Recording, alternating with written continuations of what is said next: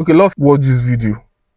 Instance in the Gospels where I think Jesus is claiming to be God. Christians think that they have examples, but I think that all of them don't actually apply. What are your examples and what are theirs? So there are constantly examples of Jesus seeming to separate himself from the Father, where he says, like, the Father is greater than I am and stuff like this. And people like rattle these off. The problem is, devoid of any context, it's difficult to know what they even mean. So Christians will point to verses like when Jesus says in John chapter 10, he says, the Father and I are one. And when his disciple Philip asks him, when do we get to see the Father? He says to Philip, anyone who's seen me has seen the Father. And Christians point to that and they say, see, he's claiming to be God. But you just got to keep reading. He says to Philip, anyone who has seen me has seen the Father. How can you say, show us the Father? Don't you know that the Father is in me and I'm in the Father? Interesting.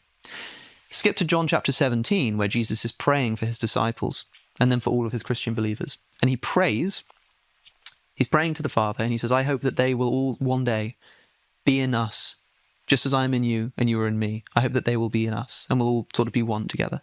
I hope. Yeah, like he prays, like that. Yeah, like he's sort of praying for that to happen in the future, right? So whatever relationship Jesus has with the Father there, and being in him and him in him, it's something that he at least wants the disciples to one day achieve. So if that's Jesus claiming to be identical to Yahweh, the God Yahweh, then he must think that that's something that's available to the disciples. To the rest of us, yeah. That doesn't make sense. So we've got to reinterpret that verse. Okay, like there are. This is in John's Gospel as well. Like. And the interesting thing is that most of these important Christological claims only appear in John's Gospel. The Bible, the New Testament, yes, it contains Jesus Christ submitting himself to God. And Jesus Christ also has the same nature and essence and power and authority like God the Father. Yeah, if you see John chapter 1 verse 1, yes, he talk about the same nature and the power of God. Has the same nature and power of God. Look at, the beginning was the Word, and the Word was with God, and the Word is God. Yes, it means that the Christ has been with God from the beginning. Christ also has the same nature and power of God. If you look at Colossians 2 verse 9, this is what it says. For in him dwelleth all the fullness of the Godhead bodily. That is Colossians talking about Jesus Christ. Look at Colossians chapter 1 verse 15. It says that, who is the image of the invisible God, the firstborn of every creature. The firstborn of the image of God, the firstborn of all creatures. Yes, this proves that Christ has the same essence, the same power, the same essence, nature, and power like God the Father. If you look at John 20:28, Thomas called Jesus Christ my Lord, my God. Yes, my Lord, my God. That's what Thomas called Jesus Christ. Yes, this proves that Jesus Christ has the same essence and nature like God the Father. But the same New Testament also said that Jesus Christ submitted himself to God the Father. He says, the Father is greater than I am. Like John 14:28 says that, ye have heard how I said unto you, I go away and come again unto you. If you love me, ye would rejoice because I would go, because I said, I go unto the Father, for the Father is greater than I am. Yes, Jesus Christ said that Father is greater than I am. The New Testament portrays Jesus Christ that who has the same nature and the power like God the Father. And the same New Testament also said that, also Christ saying that he submitted himself to God the Father. Now the question is Christ equal like God the Father? The truth is Christ is equal like God the Father. Let us open the book of Philippians chapter 2. Look at, see, this is what it says. Philippians chapter 2 says, who being in the form of God thought it not robbery to be equal with God.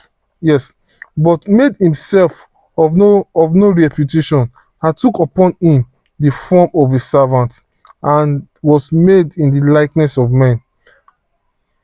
And being found in fashion as a man, he humbled himself and became obedient unto death, even the death of the cross. Yes, Christ humbled himself. Yes, he humbled himself so that he could, so that God should take all the glory. Christ humbled himself so that God the Father should take all the glory. Let's open to the book of 1 Corinthians 15:27-28. This is what it says. For he had put all things under his feet. Yet all things are put under him. It is manifest that he is accepted, which did put all things under him. And when all things should be subdued under him, then shall the Son also himself be subject unto him that put all things under him, that God may be all in. So it means that God, Jesus Christ himself, put himself under God intentionally. Yes, Christ has the same nature, and he has the same nature like God the Father, but he humbled himself so that God should be all in all. Yes, Christ is equal in essence and power, in authority like God. So that God should be all in all. Yes, does not mean that Christ does not have the same essence and nature, but Christ still have it. But he subjected himself so that God should be all in all. Verse is quoting that when Philip asked Jesus Christ that shows the Father, Jesus Christ said, if you sin, you've seen the Father. Like Jesus Christ was trying to present um like his nature, his character portray who God is. Yes. So his way of life portray who God is. His work, his word, his work, his teachings, his life, his character, his authority, it reveals God. That is what Jesus Christ is trying to tell Philip. And Jesus Christ from the beginning has the same nature and essence like God the Father. So him coming to down to us is to actually reveal God the Father to us. Yes, that's what Jesus Christ is trying to tell Philip. And if you look at 2 Corinthians 4 verse 4, says that Jesus Christ is the image of God. Even Philippians chapter 2 verse 6 also says so. Yes, he humbled himself. He who has the nature of God, he humbled himself. Yes, Christ just came to reveal himself to us. And the prayer in book of John 17 verse 21 says that they all may be one, as thou, Father, art in me, and I in thee, that they also may be one in us, that the world may believe that thou hast sent me. Yes, it is more of as Christ came to reveal Jesus God.